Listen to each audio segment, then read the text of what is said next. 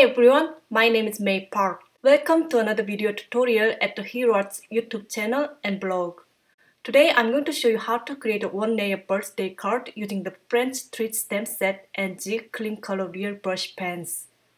By the way, this is the card I made last February using the same stamp set. I used copying markers to color my images. Today I'm going to use two stamp sets from Hero Arts, French Treats and Make-A-Wish Birthday. I'll be using Canson cold press watercolor paper. I'm cutting down my watercolor paper into 4¼ inch by 5½ inch using Timur's tonic paper trimmer. My inspiration came from the Thanksgiving Day card that I made last year. This time I decided to use an oval frame to set the guideline for stamping. I'm pulling out an oval die from the Hero Arts Nesting Oval Infinity die set. Then I'm going to draw an oval shape using a pencil by tracing outside of the die. I'm placing my watercolor paper inside the mini misty stamping tool. If you don't have this tool, you can use a regular acrylic block. I'm going to pull out my sentiment stamp from the Make-A-Wish birthday stamp set and place it inside the oval frame on my paper. I'm inking up the stamp with the first fine onyx black ink and stamping it onto the paper. I didn't get a good clean impression on some of the stamping because of the texture of the watercolor paper. So I'm going to ink up the stamp again with the same black ink and stamp the sentiment again.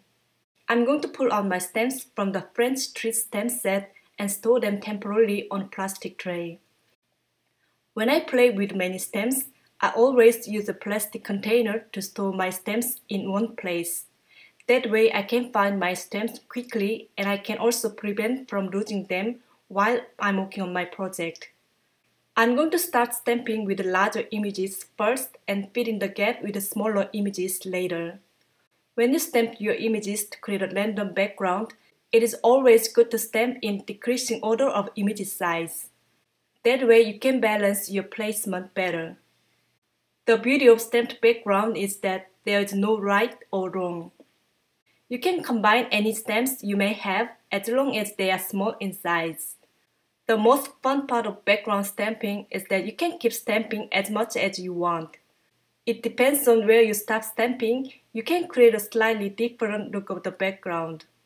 After stamping is done, I'm going to remove the pencil line with my eraser and move on to the next step. When I'm working on any coloring project, I always find a color reference first from either a book or internet. I'm going to color toward the bottom of each image first and diffuse the color with a water brush. Then I'll apply more color to add some shading before it dries. I'm not going to worry about go outside of the outlines. I'm just moving my water brush very quickly as I love the imperfection of my watercolor images. Now I'm going to turn on some music and speed up the process so you can watch me color. I'll be back once I'm done coloring.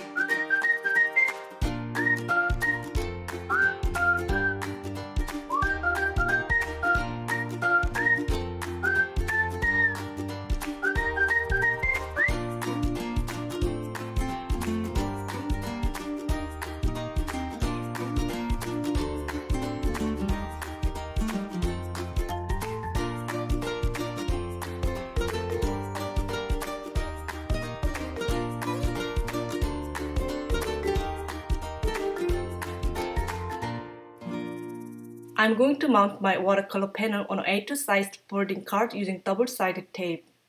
I'm going to finish off my card by adding some details with white gel pen. That's all for today.